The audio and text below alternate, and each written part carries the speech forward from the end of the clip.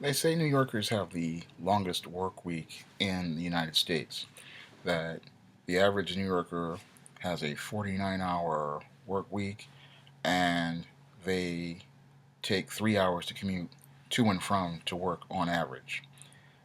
I listened to this report and I find it to be a big pile of malarkey. And the reason why I find it to be a bunch of malarkey is because I have been out of work since October of 2008, nearly 7 years. And I have been looking for work since I lost my last job in civil service. And I look at that report and I say to myself, there are able bodied people like myself who are eager to go back to work. And they are eager to, I'm sorry, uh, but I'm eager to go back to work and just looking for the right job, looking for a job to get into. And when I listen to people complaining that they have to work so many long hours and that everything is, really bad, and I'm sitting there and I've been looking for work for the last 7 years, nearly, and living off my savings and whatever I can sell on eBay these days. I listen to this report and I go, if the work week is so long, then why don't a lot of these companies just hire more people like myself who are looking for work? Now, I was watching this report and they were saying that people have to commute all the way from Queens to Manhattan, or they have to commute all the way from Brooklyn to Manhattan, or if they have to commute from Long Island to Manhattan. Well, guess what? I live in the Bronx, in the South Bronx, and it only takes me 30 minutes to commute to Harlem. And if I take a bus, it might take me 15 to 20 minutes if I wanted to commute to Harlem. And if I want to commute to Midtown Manhattan, it would take me 30 to 45 minutes on a D train or a 4 train, depending on where the location of the business is. Now, I have a college degree. I have 20 years of writing experience. I have writing experience in um, novels, screenplays, and nonfiction. I have 7+ years of publishing experience. I've published close to 50 paperbacks. Paperbacks and ebooks. I've written close to 50 paperbacks and ebooks. I've sold over 5,000, 6,000 copies of ebooks alone. Um, but most employers, I can when I look at the job listings, most employers would say, I'm not qualified for most anything. And when I apply for jobs in places even like Targets, your Best Buys, your Walgreens, your Pathmarks, even a local supermarket, they're gonna they I can't even get a call back. So when you say people have a 49-hour work week, and there are guys like me with backgrounds, good backgrounds, like I even have an A+ certification in PC repair. I passed that certification. I got some one of the highest scores on there. I got like a 845, 846 back in 2009. And when I go looking for work, I can't even get a call back. I can't even get an email response. I can't get any type of response from anyone. And then they say, New Yorkers are the most overworked. And here I am. I've been looking for work for the longest kind of time. But most employers will sit there and tell you, people are overworked, people are just too tired. And I listen to this and I go, then why don't you hire some more people? Because if your people are working 49 hours a week, then it's a clear sign that it's time to add some workers. It's a clear sign that your workers are starting to burn out because, that type of work schedule and that type of commute tells you that it's time to bring in some more people. And I listened to this from this report that says New Yorkers work the longest week. Well, then New York employers need to stop being so cheap and start bringing in some more people. Now, I think about that and I say to myself, yeah, you do need to bring in some more people. You need to bring in some more employees. There are perfectly good qualified people like myself sitting here. I mean, I've been working on this SJS Direct imprint for the last 5 or 6 years, just off my personal savings. Again, all the books you see behind you, well, behind the custom action figures, I published all of those. I published all of these books. I created these action figures too, but I published all of these books. Um, and oh man, oh well, Grimlock is kind of scratchy.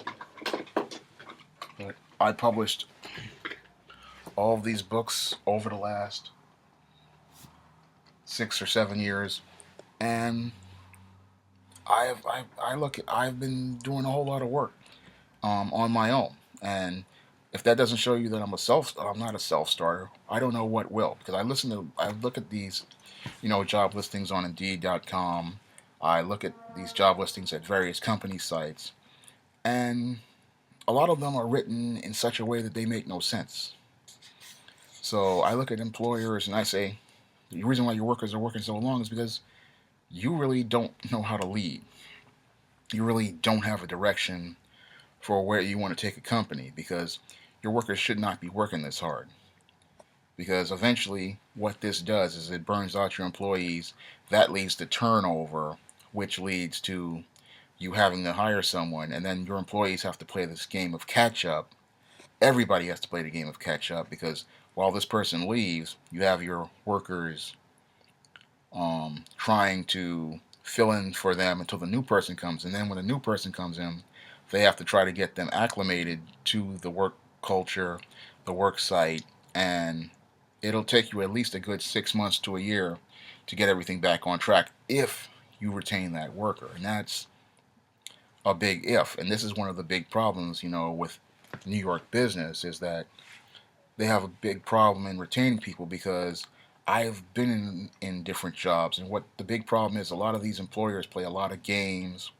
They're very passive aggressive, and there's not a lot of good communication, especially on the management level. People tend to hide things. They tend not to disclose things to you. There's a lot of things that people do at the last minute, because I was on several jobs where people did this type of stuff, and all this stuff slows down your company's productivity and prevents you from meeting your goals, which leads to people having to work harder and work these longer and extra hours, because people just aren't working together and they're not communicating with each other effectively. Um, and this is one of the big problems, with a business. And a lot of people don't really understand business and how it works. They just think, oh, we're just going to open up something, open up an office or open up a store, and they're not thinking, where they want to take this 4 or 5 years from now, or what direction they even want to set for the next 6 months to a year. And I had to think about all that, when I was starting the SJS Direct, even before I started the SJS Direct imprint. Back in 2004, when I had got a job and I had lost it, and I had to deal with a period of depression. And after that, I started writing another book, and I started setting a direction for where I wanted to go, as a writer and a publisher. And after I got, like, there was this book, A Recipe for Success. That was the book that I was writing. And I was even getting some agent responses and small publisher responses, but everybody turned it down. I knew it was a good book. But when I saw that nobody was going to pick it up, I set a goal and a direction for how I wanted to publish the book. And, after I got the job in 2008, I set out and put that plan into place. Within 90 days, I had the first, it wasn't called A Recipe for Success, it was called the Cassandra Cookbook. But I set a goal that within 90 days of getting work in 2008, I would have the book published. And I got that book and I published that book, print on demand. And then after I saw that there were a couple of problems with the cover, people complaining about the cover and complaining about other things, because I had planned on doing an SJS Direct imprint, but this really galvanized it, because I had this book all about Maryland, this book right here. That's when I really started. Even though I had lost my job, I stayed on schedule and set the goal to publish the Maryland book, because it was a screenplay book and I had special formatting, and I didn't think the print on demand company that I had worked with on Cassandra Cookbook could lay it out the way I wanted it laid out. But it turned out to be a really good growing experience for me, and I wound up learning really more about cover design and page layouts. And I learned about book formatting. I learned how to make my own PDFs. And I learned how to really do things on quality control and editing. And I published my first book with the SJS Direct imprint, and it was one of the best books that I ever produced.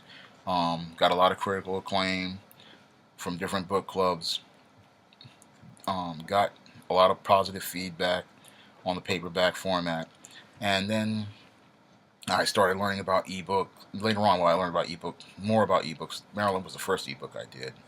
But I learned about pricing and things like that, and discounts, book discounts, and I got a lot of skills um, working on that Maryland book. And then later on, I used those skills to produce other titles in the SJS Direct imprint, like Your Temptation of John Haynes. I produced. This was the second book in the SJS Direct imprint. Another very positively reviewed book. A lot of people like the page layouts and the design. A lot of people say that a lot of the books that I produce have they look just like books that you would see in a bookstore. Because I've seen books that were designed and laid out. They don't have front matter. They don't have good page layouts. You know, stuff is not formatted properly. And I did two books that year in 2011. I did John Haynes and I did All About Nikki, and and then I've been publishing for the past, again, 7 years. I started expanding into the ebooks later in late 2011, 2012. I started the young adult ebook series on Smashwords. It's an annual series I do where I give books out for free so that people can, because I know kids are out for the summer and I want kids to be reading, so I want to give them materials to read. But then it turned out to be internationally popular. People all over the world not only got to read SJS Direct books, but people were learning and getting stuff out of them, and it turned out to be a very tremendous success because it helped me really expand into the ebook marketplace. And I learned a lot about ebook formatting, and I've learned how the business works and how to market it. And I've even helped other people, like a national best-selling author, with their books, and I've helped other people do their page layouts and stuff. And this is in addition to building this SJS Direct imprint, but people in New York saying that they have the longest work week. And I look at it as a management issue because a lot of times when I look at management, a lot of them think that having people in the office for long hours is going to lead to more productivity, but it doesn't lead to more productivity. What I've learned as a writer and as a publisher is that sometimes you just need the downtime to just take a minute to let yourself breathe and give yourself that 5 or 10 minutes so you can come back at something fresh. Because there were a couple of books where I wound up stuck because I kept trying to force things. And this is another management problem because when you have people just staying over and staying late, it leads to you trying to force things, and that's why things just don't flow the way they're supposed to flow. Sometimes you just got to take a minute and get a breather. And sometimes you just got to when you take that breather, you'll realize that you have to hire somebody new, or you need to really, you know, cut around people's hours so that you can still pay, you still have to pay them quality wages too. But I'll get into that in a minute. But you have to either hire another person or you just have to do things to help get this productivity flowing because nobody should be working 49 hours and people should not be taking 3 and 4 hour commutes when there are people who are just as qualified in your area, like myself, who you can hire and they can be there in 30 or 45 minutes and they have a 1 hour commute back and forth. I mean, I look at that and say, yeah, this is what you need to do. And when I look at these type of commutes, and then they say they were trying to make it, gender specific and saying that it hurts women, and I said, there are plenty of men like myself ready to work and available to work, and we have, a lot of quality skills. We're here, we're available. Why not hire some of us? I mean, we can do the work. I mean, that's what I say to myself when I was looking at the report. I said, I'm here, I'm available, I can do the work. Why aren't they hiring guys like me? Why are they sitting there complaining that it's hurting women so hard when there are perfectly qualified men like myself, again, college educated, lots of work experience, and looking for work. But you're telling me that you can't find anyone. And I listen to that statement and I see, the codependency in it, and that you're trying to make it where the woman is a victim, and or that the business or a New York business is full of victims when this is a this is something that can easily be solved. And it's not being solved because again, you have a management that I look at New York management and American management mostly. A lot of American managers just don't want to take any responsibility for anything. And that goes with the whole pattern of codependency here in America. A lot of people just don't want to take responsibility for a business. They don't want to take responsibility for the direction. They just want to just collect a check.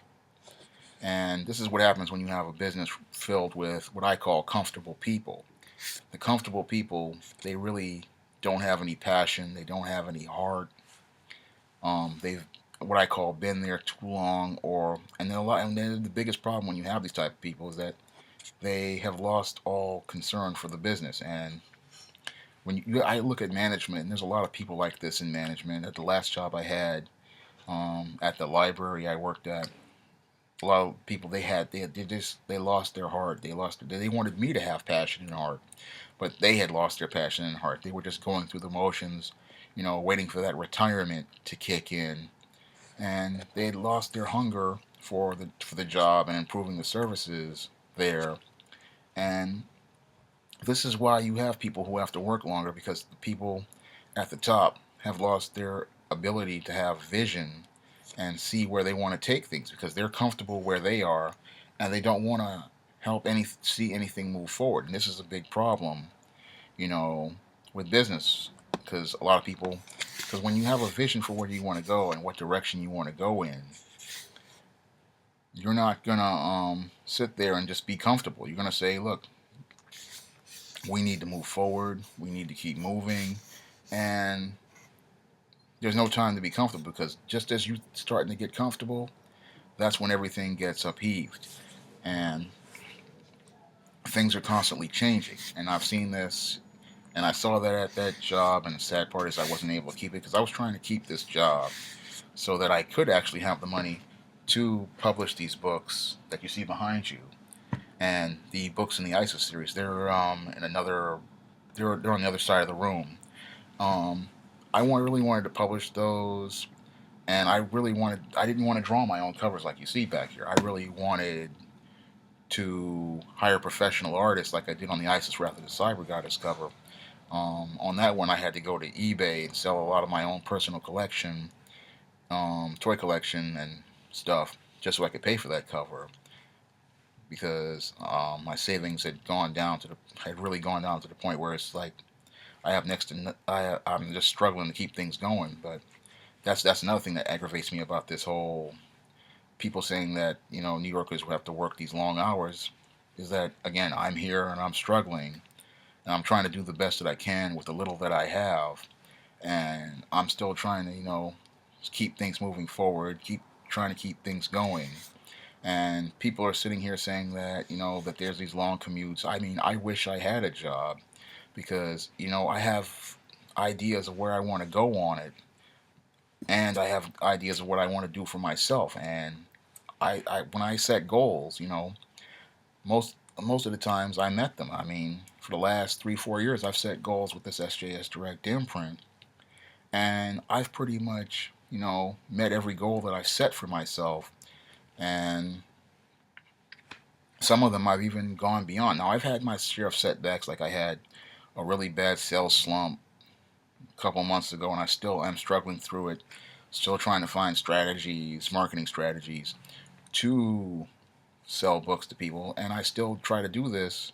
You know, this because this is my hobby, and I'm trying to turn it into a business, and it is like a work. It is a business, really, technically, but I'm trying to build it up, and I'm trying to do this while I'm still looking for a 9 to 5 job. And when I hear people saying that they're having to work these long hours, and I look at the management and I say, what are you doing to try to alleviate this?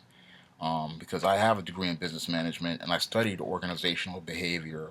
That was one of the best courses I took, at at Monroe College. That was one of the best courses I ever took was organizational behavior because I still use that course to this day.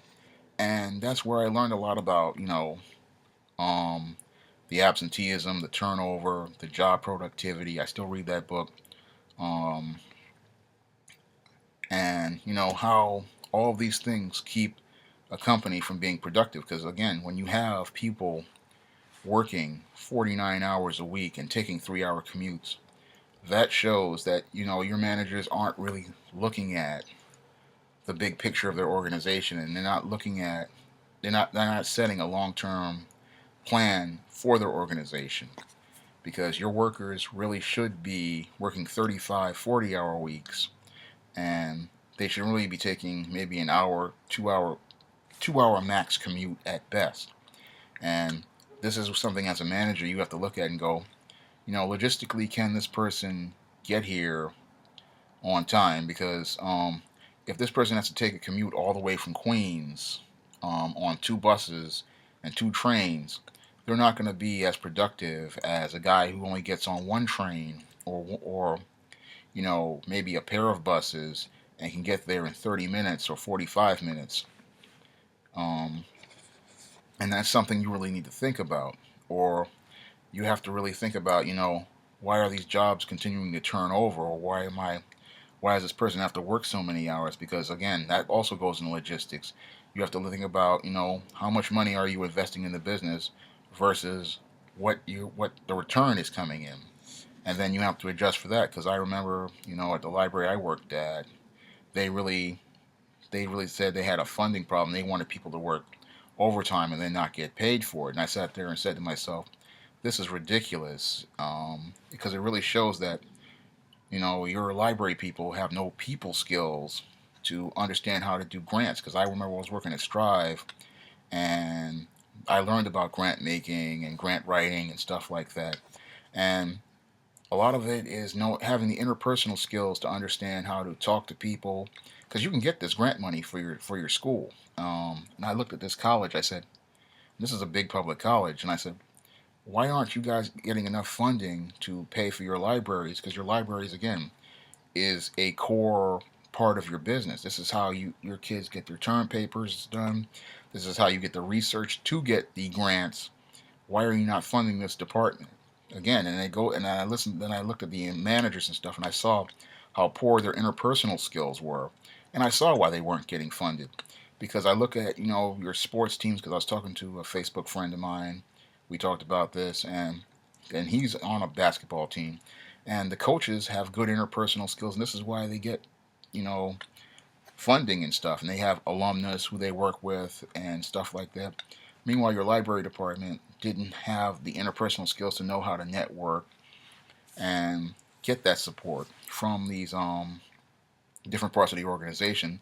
So their employees had to work overtime without getting paid for it. I didn't stay too long. I only stayed like 7 months there because they let me go. But this is what I saw, and that's what's leading to these work weeks again. Poor interpersonal skills, poor funding, poor communication, poor financial management, poor time management.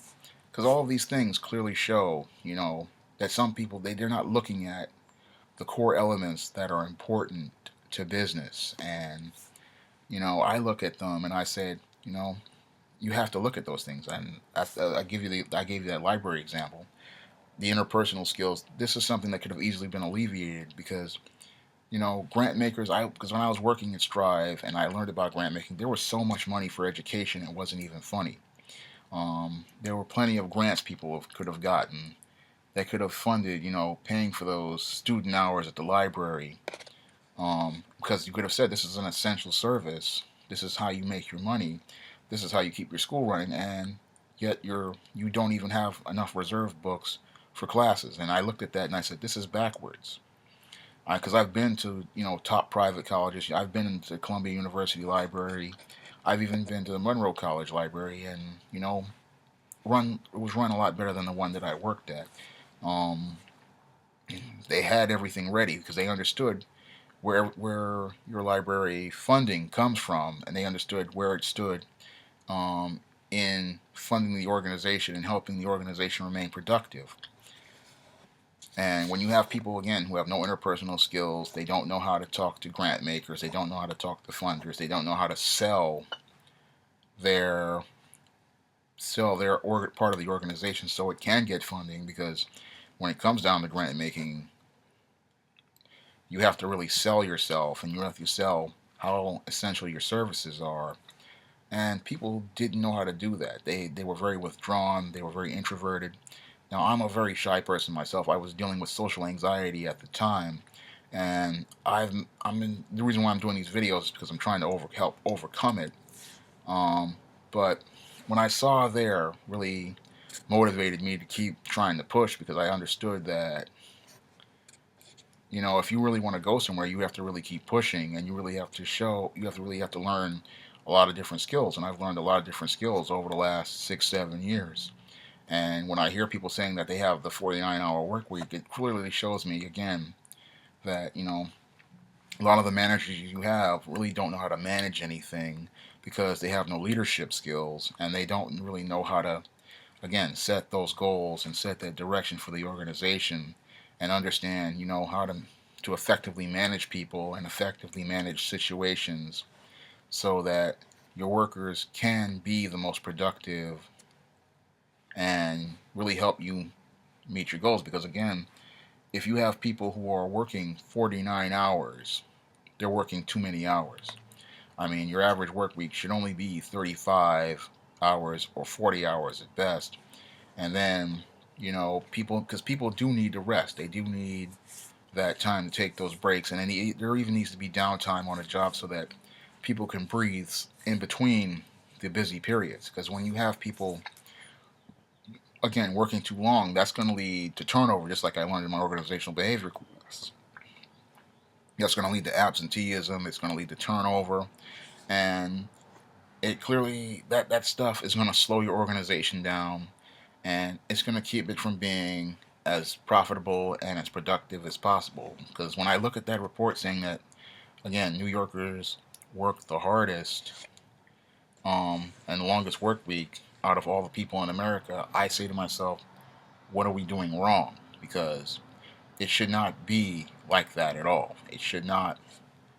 That's not how a workplace is meant to function.